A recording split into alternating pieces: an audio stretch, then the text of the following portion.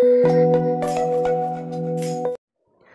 Friends our YouTube channel. जैसा कि आपको पता है यूपी ट्रिपल एससी का एग्ज़ाम 15 और 16 तारीख को होने वाला है, तो मैं आपके लिए लेके आया हूँ बहुत ही ज़्यादा मोस्ट इंपॉर्टेंट क्वेश्चन जो कि आपको वहाँ पर एज इट इज़ रखे मिलेंगे। ये वीडियो आप स्किप ना करें। मैं आपको इस वीडियो में बहुत ही महत्वपूर्ण आपको जानकारी देने वाला हूँ। तो मैं इसमें बताऊँगा आपको रिवर्स इन इंडिया, इंडिया में कितनी रिवर्स हैं और उनकी ट्रिब्यूटरी और वो किन किन प्रदेशों से होकर गुजरती हैं, उनके जो रिवर बैंक जिनके से कहते हैं कि उनके नज़दीक में कौन सा शहर बसा हुआ है, वो भी मैं आपको बताऊंगा। तो हिमालयन रिवर और पेनिनसुलर रिवर, इंडिया की रिवर को हम दो भाग में डिवाइड कर सकते हैं, हिमालय रिवर और पेनिनसुलर रिवर। हिमालय रिवर हमारी तीन है, ब्रह्मपुत्रा, गंगा, इंदस। और पेनिनसुलर रिवर हमारी गोदावरी, कृष्णा, कावेरी, महानदी, पेन्नार, लूनी, साबरमती, नर्मदा, तापी, और भी हैं छोटी छोटी रिवर जो भी मैं आपको बता दूंगा। हिमालयन रिवर की हम बात करें तो ये जो ब्रह्मपुत्र रिवर है ये होती है चेमा-युंगदुम ग्लेशियर से, जो कि तिब्बत में है। तिब्बत अब जो है चाइना का हिस्सा। ये एंटर करती है इंडिया में कहाँ से? अरुणाचल प्रदेश से। और अरुणाचल प्रदेश में भी एंटर करती है, इसका नाम होता है दिहांग।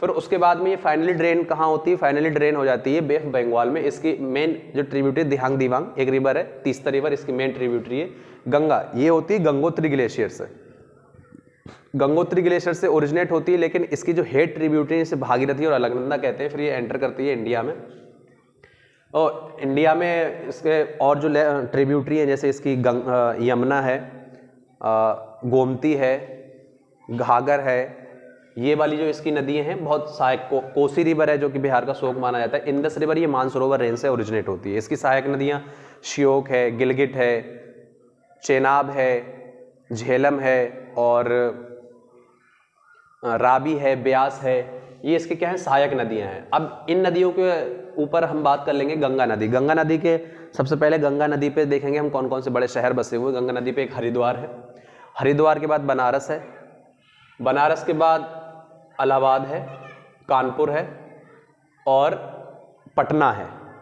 ये जो शहर हैं इस पे बसे हुए हैं। श्योक नदी पे कारगिल, जो श्योक इसकी ट्रिब्यूटरी है, श्योक पे अपन देखेंगे तो वहाँ पे कारगिल है।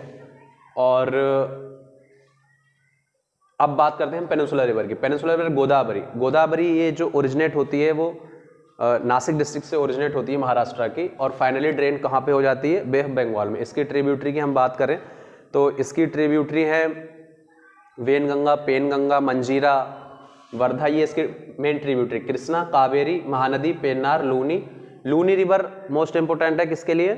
राजस्थान के लिए, लूनी रिवर। साबरमती, नर्मदा और तापी, ये जो नदी हैं ये भी काफ़ी ज़्यादा अहम है। ये जो हैं कुछ नदी वेस्ट फ्लोइंग है, जो कि कुछ कहाँ पे जाके गिरती हैं?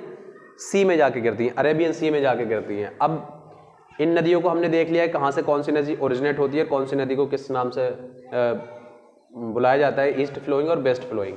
गंगा नदी, गंगा नदी की हम बात करें तो ये 5 स्टेट से होकर गुजरती है, जिसमें उत्तराखंड, उत्तर प्रदेश और झारखंड, बिहार और वेस्ट बंगाल है।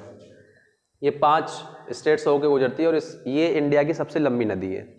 फिर उसके बाद साउथ गंगा गोदावरी को कहते हैं, कोसी रिवर को बिहार का शोक कहते हैं, और नर्मदा, तापी रिफ्ट वैली में फॉर्म हुई है। रिफ्ट वैली में दोनों पैरेलल चलती हैं और ये फाइनली ड्रेन हो जाती हैं अरेबियन सी में। साबरमती रिवर पे अहमदाबाद है, और इस पे गोदावरी पे, जो कि गोदावरी रिवर है, इस पे मंजीरा एक इसकी ट्रिब्यूटरी है जिस पे निज़ाम सागर डैम भी बना हुआ है। तो नेक्स्ट स्लाइड में आपको बताऊंगा कि कौन कौन से डैम किस पे बने हुए हैं। हाँ, तो इसमें हम बात करेंगे किसकी? डैम्स की और रिवर, और देखेंगे उसमें कौन कौन सी स्टेट आती है। सुबनसिरी डैम जो है सुबनसिरी रिवर पे आता है और ये आसाम स्टेट में है। फिर करबी डैम, बोरपानी रिवर आसाम में, Baglihar dam, Chenab river Jammu and Kashmir में, Dulhasti dam, Chenab river Jammu and Kashmir में, Salal dam, Chenab river Jammu and Kashmir में, कोनिया डैम, कोनिया रिवर महाराष्ट्र में, विल्सन डैम, परवारा रिवर और महाराष्ट्र में। इसके अलावा कुछ और डैम है, जैसे निज़ाम सागर डैम मंजीरा रिवर पे आता है, तेलंगाना में है।